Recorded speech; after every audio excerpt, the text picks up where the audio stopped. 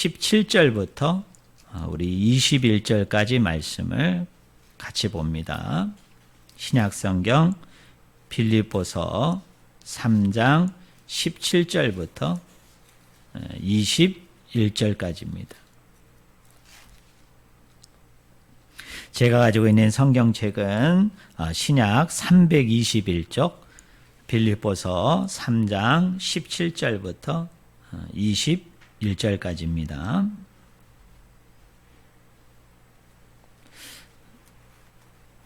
제가 읽어드리겠습니다. 형제들아, 너희는 함께 나를 본받으라. 그리고 너희가 우리를 본받은 것처럼 그와 같이 행하는 자들을 눈여겨봐라. 내가 여러 번 너희에게 말하였거니와 이제도 눈물을 흘리며 말하노니 여러 사람들이 그리스도의 십자가의 원수로 행하느니라. 그들의 마침은 멸망이요 그들의 신은 배요 그 영광은 그들의 부끄러움에 있고 땅의 일을 생각하는지라. 그러나 우리의 시민권은 하늘에 있는지라. 거기로부터 구원하는 자 곧 주 예수 그리스도를 기다리노니 그는 만물을 자기에게 복종하게 하실 수 있는 자의 역사로 우리의 낮은 몸을 자기 영광의 몸의 형체와 같이 변하게 하시리라. 아멘. 오늘 우리가 읽은 본문 말씀을 가지고 마음의 현 주소는 어디인가 라는 제목으로 같이 하나님의 말씀을 우리가 나누기를 원합니다. 이 빌립보서 이 3장 전체 내용은 바로 앞장에 나와 있는 빌립보서 2장 6절부터 12절의 내용을 이렇게 신앙적으로 쭉 주의하고 있는, 이렇게 풀어 나가고 있는 그런 말씀입니다. 그래서 바울이 이 빌립보서 3장에서 우리에게 몇 가지 질문들을 하고 있는 거예요. 그 첫 번째 질문이 뭐냐면, 왜 오늘 우리 마음의 현 주소가 세상에 있지 아니하고 하나님에게 있다는 것을 하나님을 따르는 성도들이 왜 명심하고 살아야 되는가? 또 하나는 왜 우리의 정체성이 이 세상 사람들과 구별이 돼야 되는가? 왜 달라져야 되는가? 그 질문에 대해서 이야기하고 있습니다. 또 우리가 너무나 잘 아는 것처럼 우리가 마지막 끝까지 우리의 달려갈 길을 멈추지 않고 잡은 줄로 여기지도 말고 마지막까지 끝까지 달려가야 되는지, 그 이유가 무엇인지, 그리고 어떤 방향성과 내용을 가지고 우리가 계속 달려가야 되는지, 그거에 대해서 또한 말씀하고 있습니다. 또 오늘 본문에 보면 우리가 하늘에 시민권을 둔 자로서 마지막 날에 구원자 되시는 예수 그리스도가 이 땅에 오시게 되는데 왜 우리가 그것을 기다려야 되는지, 그리고 십자가의 삶을 사는 자들에게 하나님께서 마지막에 이 부활의 영광 가운데 참여하게 해주실 것인데, 구체적으로 그 내용이 어떤 것인지에 대해서 이렇게 쭉 설명하고 있어요. 그런데 이 모든 질문과 이 모든 내용들의 그 핵심, 그 중심부에 두고 있는 말씀이 바로 빌립보서 2장 6절부터 11절. 신학자들은 이것을 그리스도의 창가라고 얘기하는데요. 우리 성도님들이 많이 알고 있는 말씀이죠. 2장 6절부터 11절에 보면 이렇게 얘기하지 않습니까?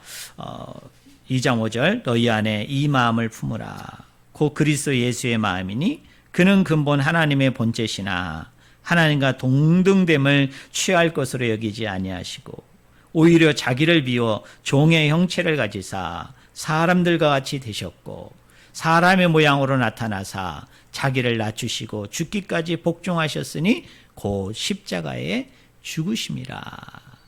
그리스도의 마음을 가져야 된다. 하나님의 마음을 가져야 된다.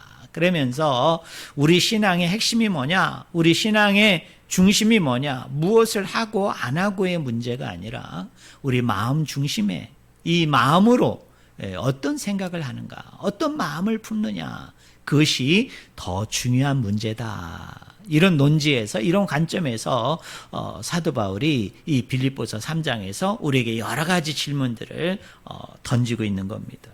자, 오늘 본문 말씀 여러분 17절을 한번 보시겠어요? 형제들아, 너희는 함께 나를 본받으라. 그리고 너희가 우리를 본받은 것처럼 그와 같이 행하는 자들을 눈여겨보라 라고 얘기합니다. 여러분, 상반절에 뭐라고 얘기합니까? 너희는 함께 나를 본받으라 이렇게 얘기하죠. 근데 이 해석도 맞습니다만은 의미론적으로 이 본문을 이렇게 해석할 수 있어요. 너희는 나와 함께 본받는 자가 되라입니다. 뭐라고 얘기했다고요? 너희는 누구와 함께? 나와 함께. 나가 누굽니까? 바울이죠. 바울과 함께 본받는 자가 되라. 또 다른 의미에서 여기 나와 함께라고 얘기할 때 나는 누구냐면 일찍이 그리스도를 본받은 사람들, 일찍이 그리스도를 쫓는 사람들이 있었는데 그 사람들이 그리스도를 본받은 것처럼 예수님을 따르는 자로서의 온전한 삶을 살았던 것처럼 너희들도 그렇게 본받는 자가 되었으면 좋겠다. 그렇게 말하는 거예요. 여기 본받다라는 의미가 헬라어 원어를 보니까 무슨 의미냐면 찍어내다라는 의미입니다. 여러분, 우리 어렸을 때 여러분 대장간에 여러분 가보신 적이 있는지 모르겠어요.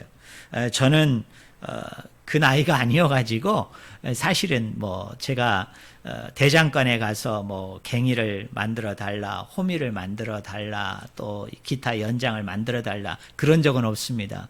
그렇지만 이 민속박물관이나 또는 민속보존마을 같은 데 가보면 그 대장간이 있더라고요. 근데 그 대장간에 가보면은 그 사람들이 이런 여름철에 땀을 뻘뻘 흘려가면서 뭐를 하고 있습니까? 이 풀무지를 하고 있죠.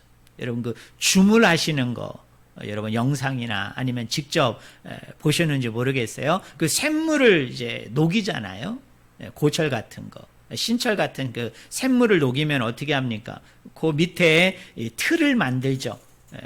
그 내가 만들고자 하는 연장, 내가 만들고자 하는 도구에 그 틀을 만들어서 그 녹인 그 샘물을 어떻게 해요? 그 이렇게 그 흐르는 어떤 관처럼 비슷하게 생긴 데를 파가지고 위에서 이렇게 주전자는 아니고요. 이렇게 양동이 같은 곳에서 이렇게 기울어져 가지고 샘물을 이렇게 부어버리면 그 고랑을 쭉 따라가지고 와가지고 이쪽에 뭡니까? 틀을 만들어 놓은 곳에 이제 샘물이 여러분 이제 고이게 되죠. 그리고 조금 시간이 지나면 어떻게 돼요? 이게 굳어지면서 그 형틀 모양이 돼요. 그리고 나니 꺼내가지고 어떻게 합니까? 이걸 뭐 자르고 또 때리고 두들기고 그래가지고 여러분 그 희고 그래서 뭘 만드는 거예요? 연장과 도구를 만드는 게 그게 여러분 대장간에서 가장 중요한 일이잖아요. 근데 여기 본받다라는 말이 뭐예요? 그 찍어내는 걸 얘기하는 거예요. 주물 과정에 있어서 어떤 틀을 만들어 놓고 그곳에 샘물을 부어가지고 그 모습 그대로 그 틀에 있는 그 모양 그대로 찍어내는 것을 성경은 뭐라고 얘기하느냐? 본받다 그렇게 얘기합니다.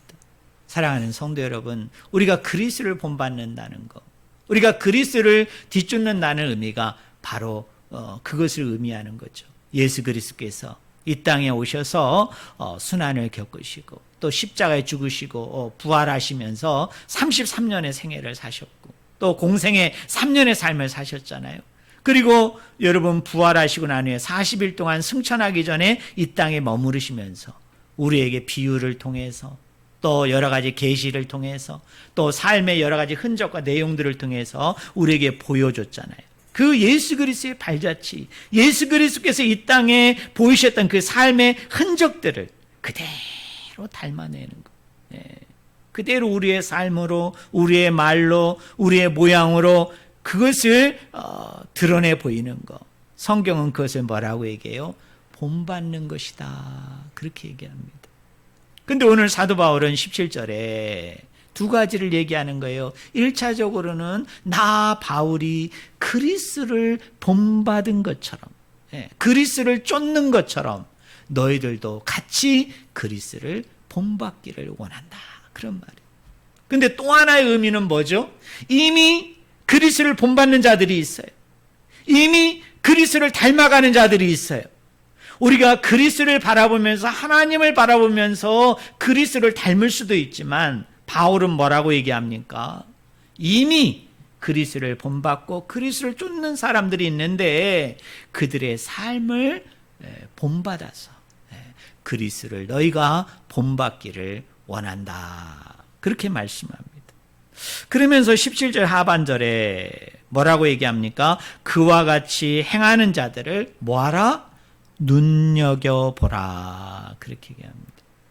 여기 눈여겨보다라는 것은 헬라 원어로 뭐냐면 감독하다, 또 감찰하다, 그런 의미를 가지고 있어요. 즉 이런 의미입니다. 잘하는 사람이 잘할 수 있도록 관리하고 감독하는 것을 의미합니다. 예수 그리스도를 따르는 것을 먼저 보이고요. 그리고 그 보인 사람들이, 자기를 따르는 사람들, 자기를 쫓는 사람들이 그리스도를 닮아갈 수 있도록 그들을 잘 관리하고 감독하고 책임지는 자세를 갖는 것이, 그게 그리스도인들이다라고 말하고 있는 거예요. 근데 사도 바울이 다른 성경에서 뭐라고 얘기합니까? 많은 사람들을 향해서 너희가 도리어 선생이 되려 하지 말고, 그렇게 얘기하죠. 여러분, 선생이 되려 한다는 말은 뭐예요? 선생은 어떤 사람이에요? 가르치는 사람이죠. 선생은 어떤 사람이에요? 명령하는 사람이죠. 선생님은 어떤 사람이에요? 부탁하는 사람이에요. 그런데 사도 바울이 왜 선생이 되려 하지 말고 라고 얘기했느냐 하면, 자신이 누군가에게 무엇을 가르치고 명령하고 또 그렇게 살기를 부탁하기 이전에 먼저 선행되어야 될 게 있다는 거죠. 뭐예요? 자기가 그렇게 살아야 된다는 거예요. 자기가 그런 모습을 사람들에게 보여야 된다는 거예요. 그러나 안타깝게도 바울 당시나 지금이나 좀 삐뚤은 사역자들, 건강치 못한 감독자들, 관리자들은 어때요? 자기는 그렇게 살지 않고 자기는 그런 모습을 가지고 행하지 아니하면서 남들에게 뭐예요? 관리하는 거예요. 남들을 감독하는 거예요. 자기는 그렇게 살지 않으면서 남들에게 그것을 부탁하고 지시하고 명령해서는 안 된다는 거죠. 요사이 우리가 매스컴을 통해서 우리가 이제 여러 가지 소식들을 접하게 돼요. 저는 그것을 보면서 목사인 한 사람으로서 참 얼굴이 너무나 뜨거운 것들을 참 많이 보게 돼요. 어쩌면 목사님들이 저럴 수 있을까? 어쩌면 하나님을 믿는 사람들이 저럴 수 있을까? 그분들이 분명히 교회 안에서는 어떤 사람이 지도자죠. 그죠? 여러분, 교회 안에서는 선생이잖아요. 여러분, 교회 안에서는 관리 감독하는 어떤 감독자들이란 말이에요. 그런데 이분들이 어떻습니까? 본인은 그렇게 살지 않아요. 본인은 그렇게 살아내지 않았어요. 그래서 나중에 막 문제들이 불거져가지고 그것으로 인해서 교회에 큰 어려움이 있고, 이런 큰 교회에 위기가 있고 분당과 파당이 지어져가지고 서로 대립하고 싸우는 이런 슬픈 현실들을 우리가 바라보게 되죠. 근데 그분들이 평상시에 성도들에게는 어떻게 했겠어요? 자기는 그렇게 살지 아니하면서, 자기는 그렇게 하나님을 온전히 따르는 자의 모습을 가지고 있지 않으면서 다른 사람들에게는 그렇게 명령하고 지시하고 관리하고 감독하는 일을 그분들이 분명히 하셨을 거라고요. 근데 바울 당시에 이 십자가의 원수들, 특별히 교회는 들어와 있지만 거짓 선생, 거짓 교사로서 사람들을 미혹하고 유혹함을 통하여 자기의 배만 채우는 이 탐욕과 탐심에 사로잡힌 영혼들이 그런 일을 벌였던 거예요. 그래서 바울은 오늘 이야기합니다. 누군가를 내가 관리하기 이전에, 내가 누군가를 감동하기 이전에 항상 우리는 우리 자신에게 물어봐야 돼요. 내가 그 말씀대로 내가 먼저 그렇게 살아가고 있는가? 내가 정말 그리스를 본받는 자로서, 하나님을 본받는 자로서, 내가 하나님과 그리스도를 직접 대면하고 봄을 통해서 내가 본받지는 못하지만 이미 그리스도를 본받고 그리스도를 따르는 자들로서 건강한 영혼들이 있잖아요. 그죠? 좀 성숙된 영혼들이 있잖아요. 우리가 보더라도 다 존중하고 존경할 만한 그런 사람들이 있잖아요. 그런 사람들을 네가 먼저 본받고 난 이후에 그 이후에 다른 사람들을 관리하고 감독하는 것이 그것이 선하다는 거죠. 그것이 좋다는 거죠. 저는 우리 성도님들이 다 그런 분들이 되어지기를 예수 그리스도의 이름으로 간절히 축원을 드립니다. 그래서 우리는 늘 염두에 두셔야 돼요. 내가 누군가에게 무엇을 당부하기 전에, 내가 어떤 사람에게 무엇을 행하기를 부탁하기 이전에 우리는 늘 거기서 점검해야 되는 거예요. 나 스스로에게 질문해야 되는 거예요. 과연 나는 그렇게 살고 있는가? 나는 과연 그런 모습 속에서 내가 하나님 앞에 나아가고 있는가? 이렇게 늘 점검하고 늘 자기에게 그런 질문을 던지는 사람들은 실수하지 않겠죠. 여러분, 낭패나 큰 어려움을 자처하지 않을 수 있는 거죠. 자, 오늘 18절 말씀을 보겠습니다. 내가 여러 번 너희에게 말하였거니와 이제도 눈물을 흘리며 말하노니 여러 사람들이 그리스도의 십자가에 뭐로 행했어요? 원수로 행하였느니라 라고 얘기합니다. 여기 보면 누가 등장합니까? 십자가에 원수가 등장합니다. 이 사람들은 도대체 누구였을까요? 이 사람들은 도대체 무엇을 했기에 십자가의 원수가 되어졌을까요? 이 17절과 18절은 사실은 이렇게 대조가 되고 있는 겁니다. 이 17절은 사도 바울이 이야기한 대로, 사도 바울이 말하고자 하는 대로 잘 따르고 있는 사람들을 이야기한다면, 이 18절 말씀은 어떤 사람들을 얘기해요? 바울이 경고한 대로 사는 사람들. 바울이 이야기하고 말한 것과는 정반대로 다르게 사는 사람들을 향해서 바울이 경고하고 있는 거예요. 여기 십자가의 원수라고 얘기할 때 왜 십자가가 등장하느냐면, 이게 갈라디아서의 말씀을 보면 이 단어가 쉽게 이해가 돼요. 특별히 갈라디아서 6장 12절 말씀에 보면 이런 말씀이 있거든요. 너희에게 할례를 받게 함은 그들이 그리스도의 십자가로 말미암아 박해를 면하려 할 뿐이라. 바울이 왜 이런 말을 했느냐면, 당시 갈라디아 교인들 중에 유대 그리스도인들이 있었어요. 근데 이 유대 그리스도인들이 이방인이었다가 그리스도인이 된 사람들을 향해서 뭐라고 얘기하느냐면, 너희가 그리스도를 믿는 것은 좋지만 그것만으로는 부족하다는 거예요. 그것만으로는 모자라다는 거예요. 그래서 더불어 준수해야 되는 게 있는데 그게 뭐예요? 할례를 준수하고, 그리고 모세에게 주었던 그 율법 중에 중요한 규정들을 너희가 지켜야 된다라고 얘기한 거예요. 근데 이 사람들이 이 이야기를 하면서요, 이 사람들이 그 갈라디아 교회 사람들을 미혹하고 유혹을 할 때 이것은 이렇게 겉으로 어떻게 생각하면 그 복음이고 진리인 양 이렇게 얘기하면서 뒤에서는 이 사람들이 타협을 하기 시작했는데요. 뒤에서는 사람들을 좀 더 이렇게 유대 그리스도인들처럼 할례받게 하고 율법을 준수하게 하는 데 있어서 사람들을 좀 어떻게 하면 쉽게 이렇게 할 수 있도록 할 수 있을까 라고 여기면서 이 사람들이 여기서 변칙을 행한 게 있어요. 그게 뭐냐면 이런 겁니다. 그 로마 사람들이 그 유대인들을 상대로 통치를 할 때에 예수 그리스도를 믿는 사람들은 엄청나게 핍박을 했어요. 여러분, 고대에 우리가 기독교 영화를 보면은 예수 그리스도 믿는 사람들을 어떻게 했습니까? 예수님처럼 십자가에 매달려 처형하는 건 그건 예사의 일이었죠. 그리고 칼로 목을 베이는 것도 예사였어요. 또 어떻습니까? 경기장 안에 믿는 사람들을 집어넣고 어떻게 해요? 굶주린 사자를 가두어 놓았다가, 그죠?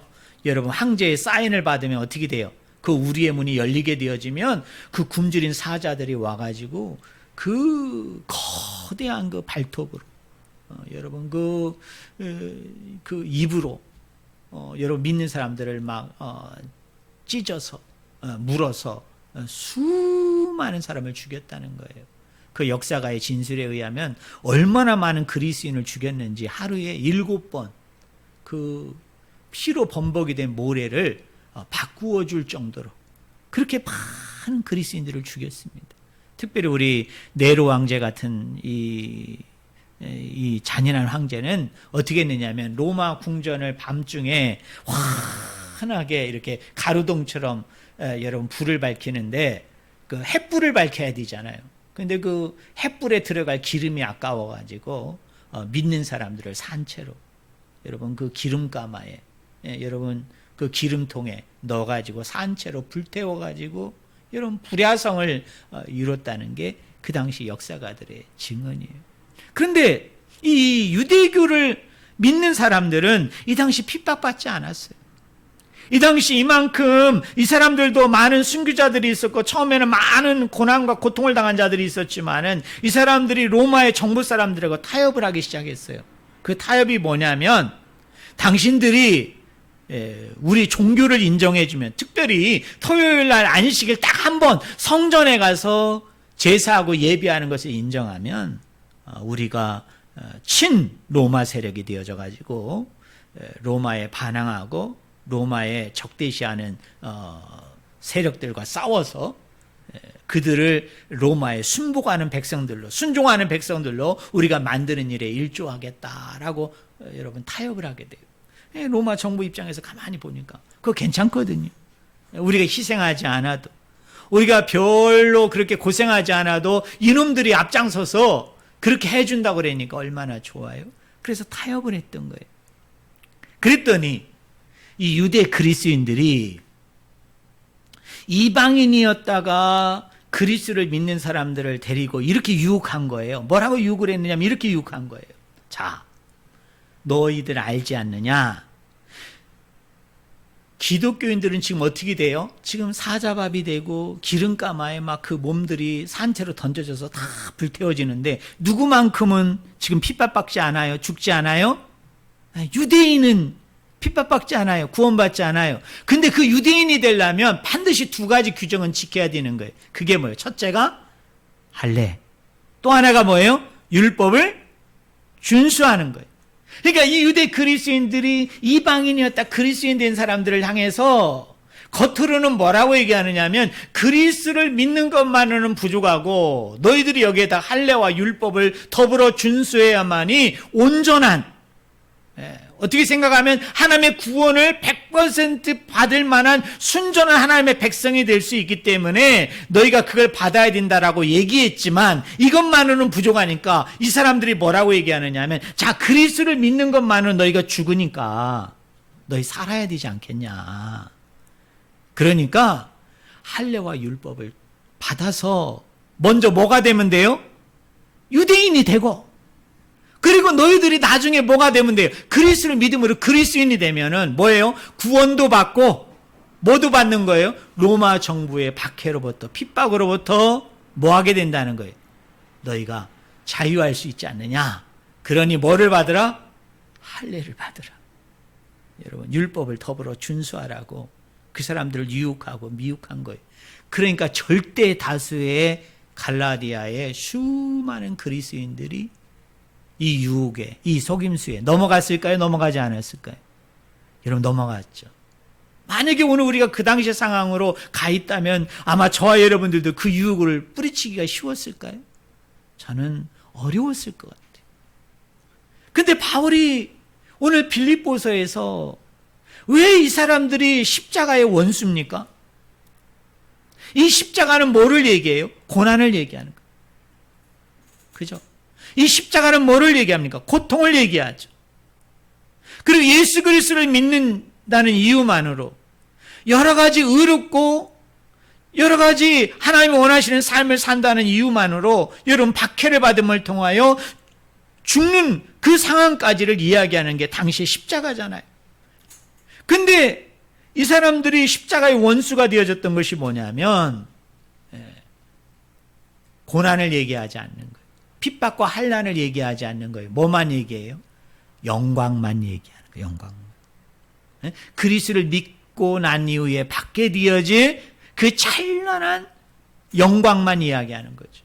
그런데 우리가 너무나 잘 아는 것처럼 복음은 뭘 얘기합니까? 십자가의 죽음 없이는 뭐가 없다? 부활은 없죠. 우리가 고난의 그 기나긴 과정들을 우리가 통과하지 않으면, 그 고난의 과정들을 우리가 이겨내지 아니하면 그 뒤에는 어떤 즐거움도 어떤 기쁨도 그 고난이 가져다 주는, 그 고난이 우리에게 안겨주고자 하는 하나님의 특별한 선물, 그 영광의 자리에까지 우리가 갈 수가 없는 거죠. 그런데 당시에 많은 미혹하고 유혹하는 영혼들은 뭐라고 얘기하느냐 하면 고난 없이 뭐만 얘기해요? 부활만 얘기하는 거예요. 고난 없이 하나님의 영광만을 이야기하는 거예요. 그러면서 뭐예요? 안주하고 편안함만 추구하려고 하고, 그것 속에서 뭐예요?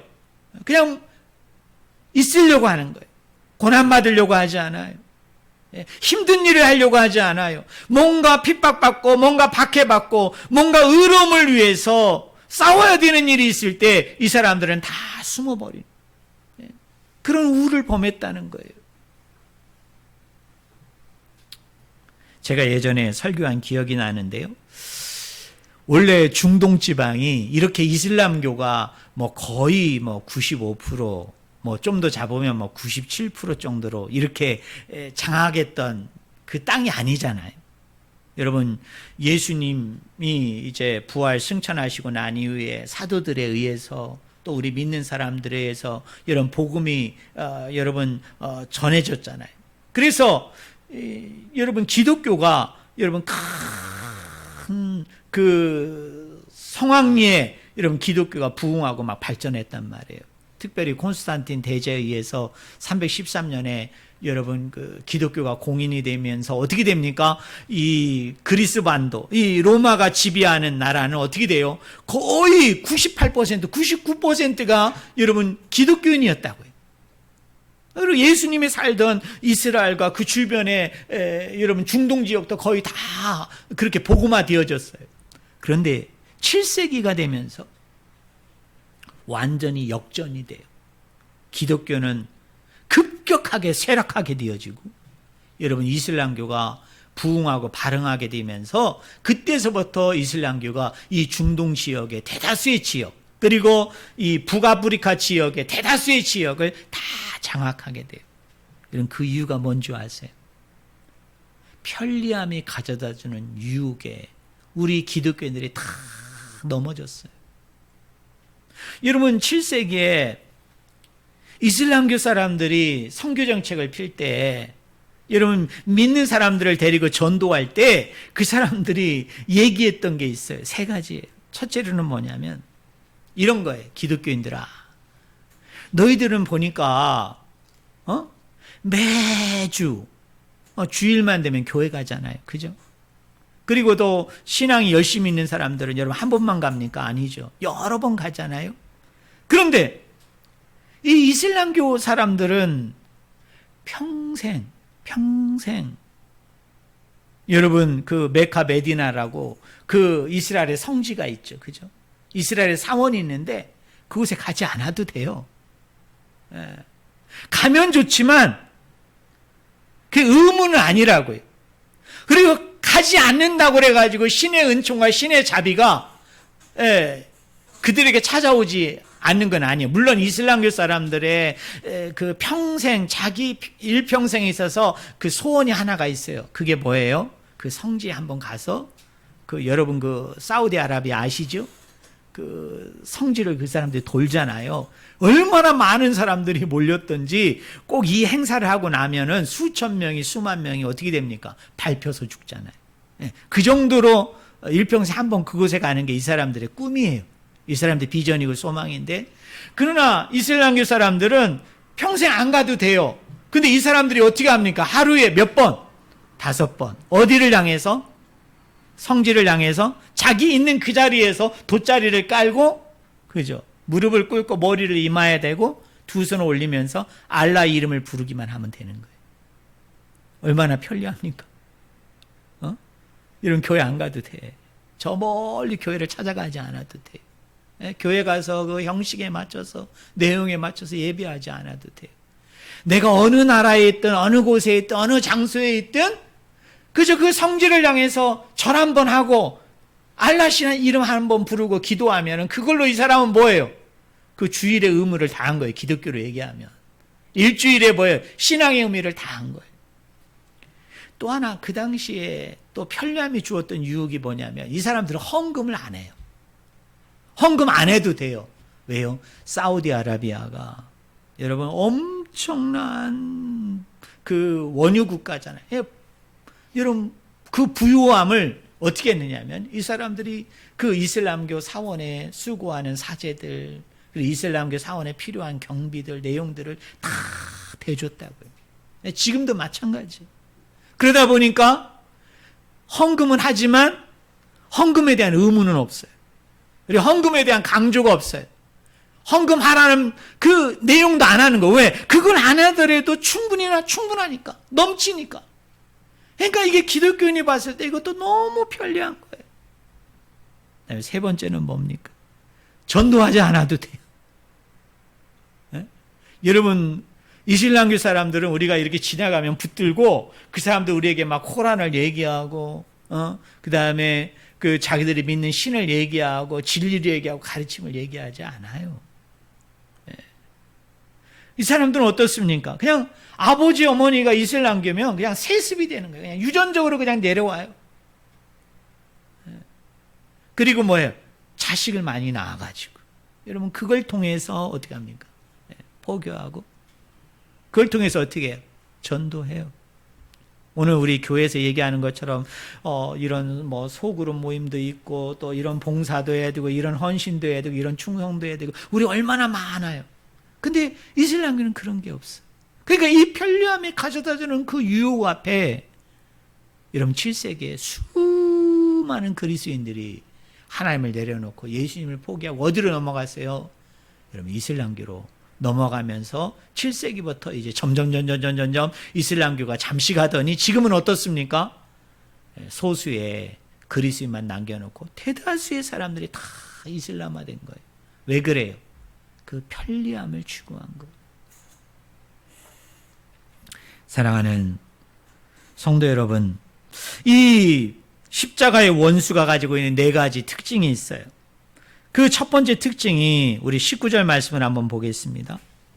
그들의 마침은 멸망이요 그들의 신은 배요 그 영광은 그들의 부끄러움에 있고 땅의 일을 생각하는 자라라고 얘기합니다. 이 십자가의 원수들이 가지고 있는 첫 번째 특징이 뭐예요? 그들의 마침은 뭐이다? 멸망이다라고 얘기합니다.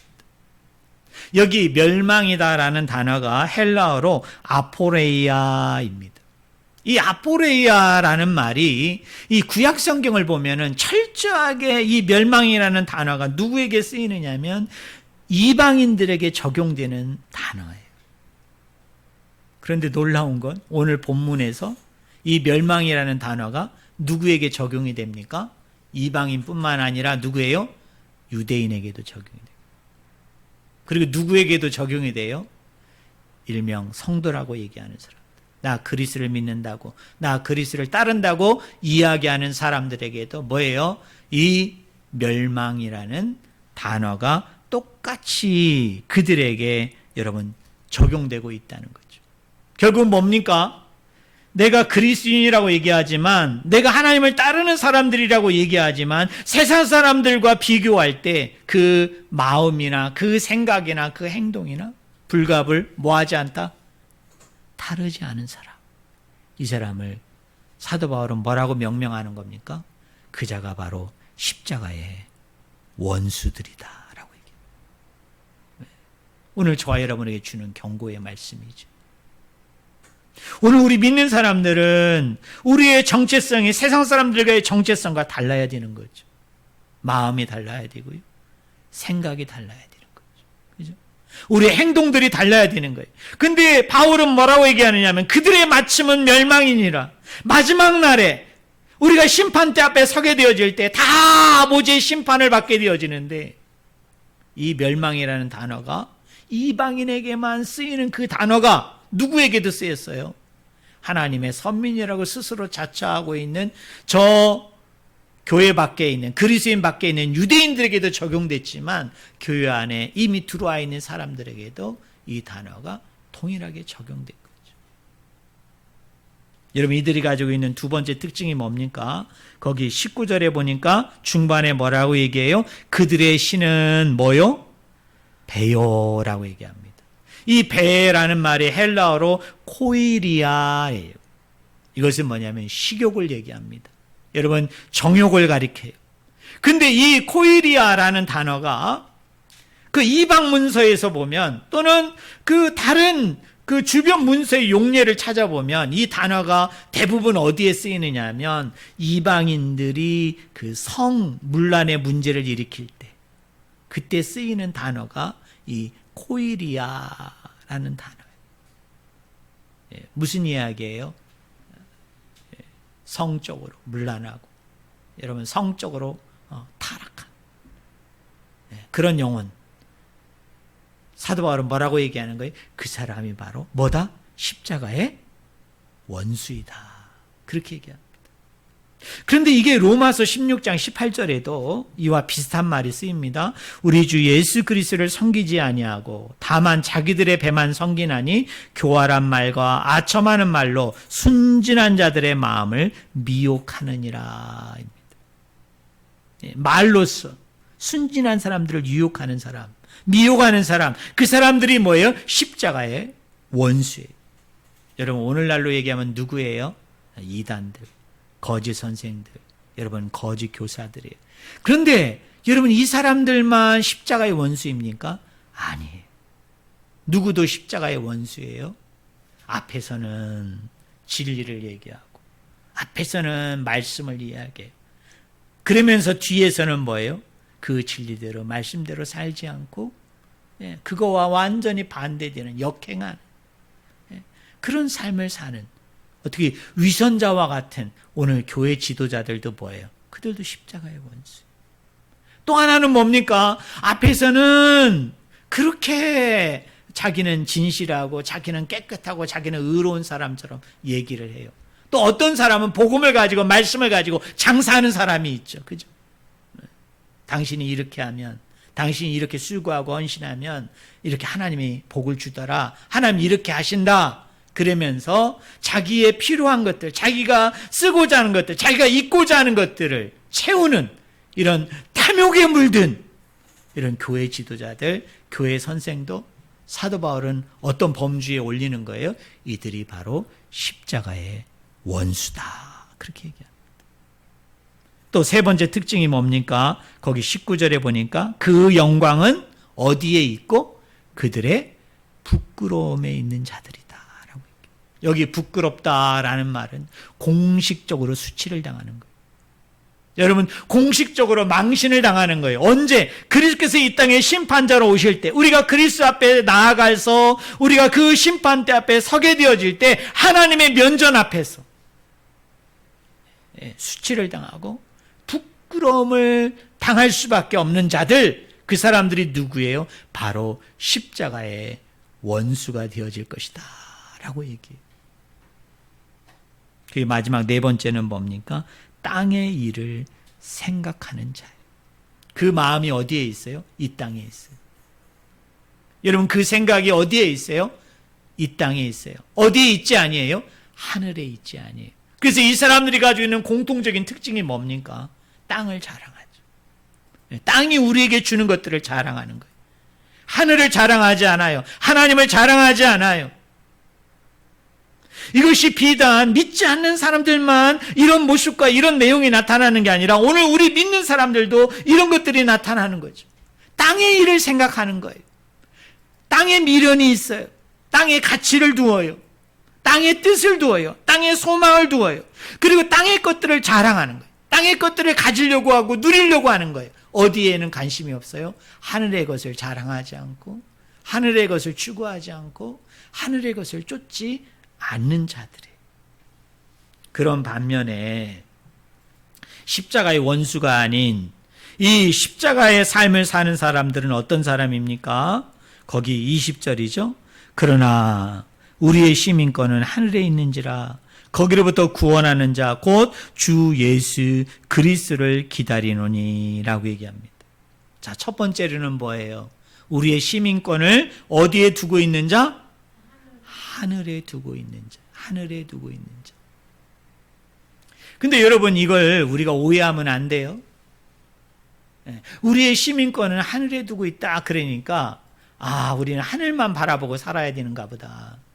우리는 하늘만 소망하면서 살아야 되는가 보다. 그래서 이 세상에 어떤 가치도 없고, 이 세상에 어떤 의미도 없고, 이 세상에는 어떤 사명도 없고, 이 사상에는 어떤 부르심도 없다라고 생각하면 안 되는 거죠. 이 하늘에 시민권을 둔 자, 이런 사람들은 어떤 삶을 사느냐면 빌립보서 2장 17절에 이렇게 얘기합니다. 만일 빌립보서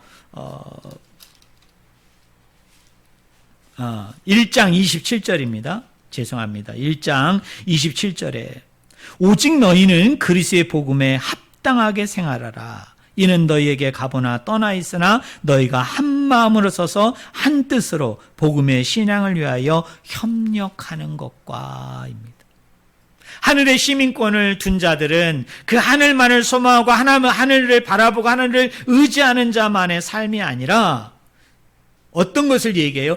복음에 합당한 삶, 복음에 맞추어서 그 복음에 따라서 사는 삶을 사는 사람을 이야기하는 거예요. 돈이 중심이 아니고 세상의 어떤 자랑이나 기쁨이나 즐거움이나 세상에 안겨다주는 어떤 상 때문에 우리가 사는 게 아니라 그 중심이 뭐예요?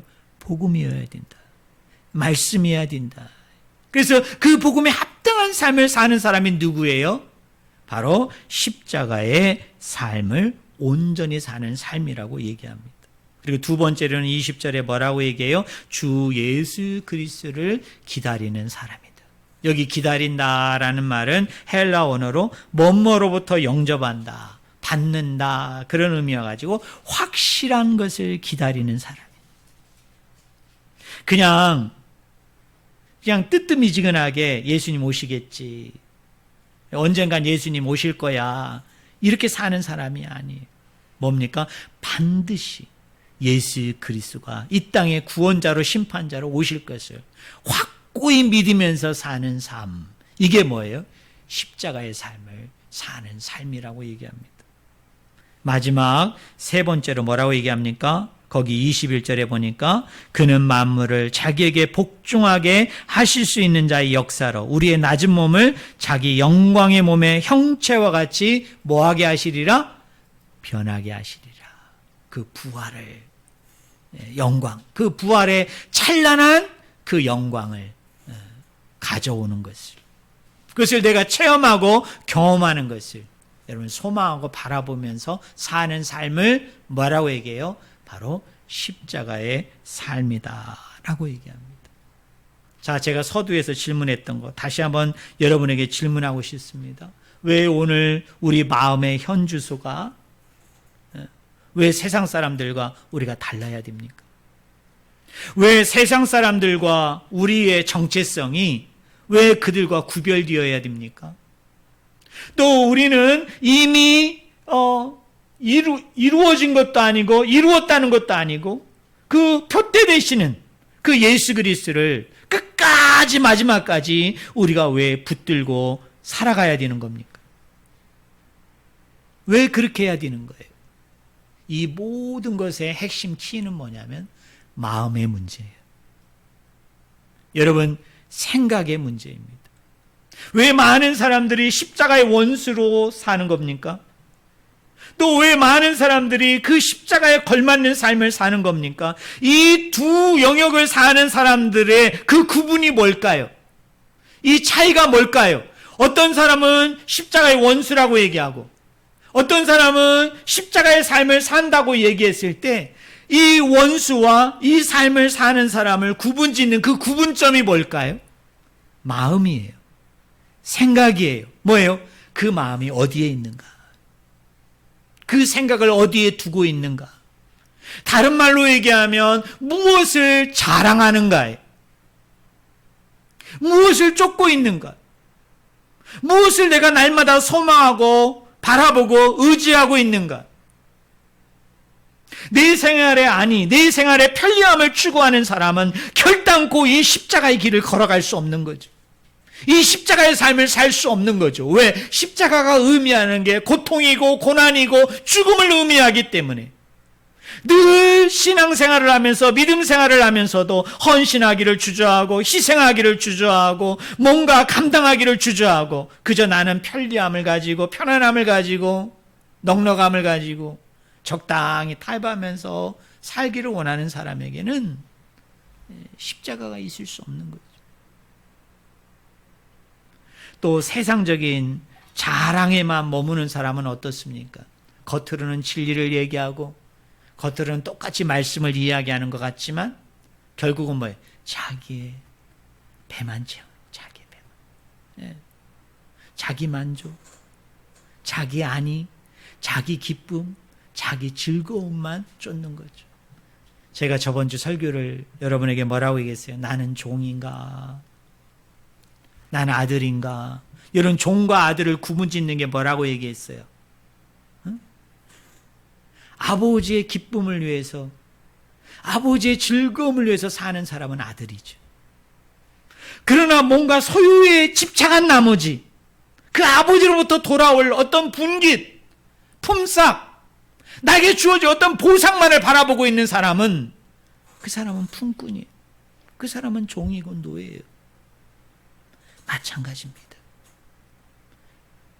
세상을 자랑하고 세상에 가치를 두고 세상에 의미를 두다 보면 자꾸 어떻게 됩니까? 세상에서 출세하고 세상에서 명예롭게 되고 세상에서 큰 인물이 되는 게 늘 소망이고 늘 그것을 바라보고 의지하는 사람은 신앙마저도 뭐예요? 수단화시키는 거거든요. 신앙마저도 목적화시키는 거예요. 왜 신앙생활하는가? 왜 믿음 생활하는가? 아버지에는 염두가 없죠. 뭔가 나에게 돌아올 분깃, 뭔가 나에게 돌아올 보상, 뭔가 이 세상에서 주어질 어떤 영광, 복만을 쫓는 거죠. 그래서 내가 충성하고, 그래서 내가 헌신하고, 그래서 내가 하나님을 위해서 힘쓰고 노력하려고 하는 거예요.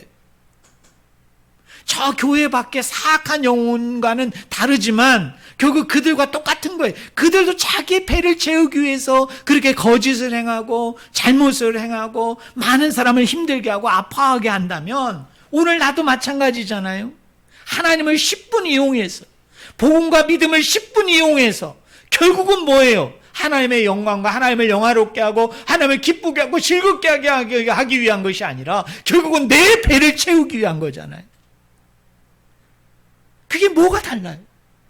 이용하는 사람이 다른 것뿐이죠. 결과는 같아요.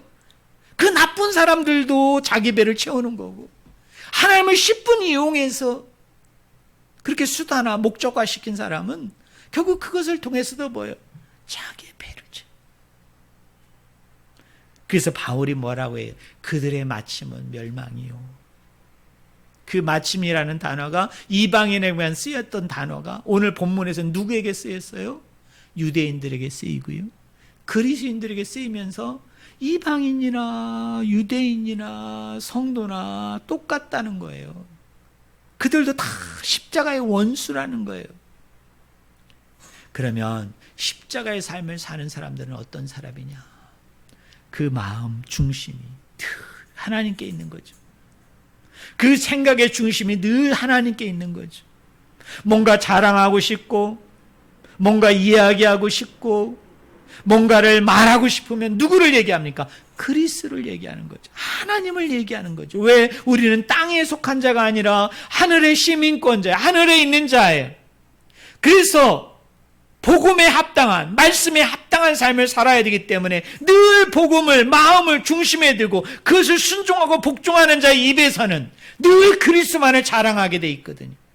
늘 하나님만을 자랑하게 돼 있거든요. 죄송합니다. 내가 십자가의 원수인가? 내가 정말 십자가를 쫓는 사람인가? 세 가지 질문만 하시면 돼요. 내 마음에 뭐가 중심인가? 그게 첫 번째 질문이에요. 두 번째로, 최근에 내가 가장 많이 생각하고 있는 게 뭔가? 그거 진단해 보면 아세요. 세 번째로는요, 요새 누군가를 만나서 그게 가족이든 형제든 부모든 누구든 좋아요. 여러분, 누구를 만나서 여러분 자랑했던 적이 있어요? 그때 내가 뭘 자랑했나? 그것만 세 가지만 여러분이 보시면 내가 십자가의 원수라는 그 반열 쪽에 내가 가까운 사람인가? 내가 정말 십자가를 쫓는, 그래서 그리스도를 본받는 복음에 합당한 삶을 사는 자로서의 내가 그 삶을 사는 사람인가를 딱 보시면 알아요. 여러분, 나는 십자가의 원수입니까? 나는 십자가를 쫓고 나는 십자가를 따르는 하늘의 시민권을 둔 하늘의 사람, 하나님의 사람입니까? 원수였다면 이쪽으로 넘어오시면 되잖아요. 꺾으시면 되잖아요. 저는 그런 은혜, 그런 사랑이 오늘 저와 여러분들 가운데 있기를 예수 그리스도의 이름으로 간절히 축원을 드립니다. 기도하겠습니다. 하나님 아버지, 오늘 우리가 생각해 볼 때 우리 마음의 중심이 어디에 있는지, 우리 생각의 중심이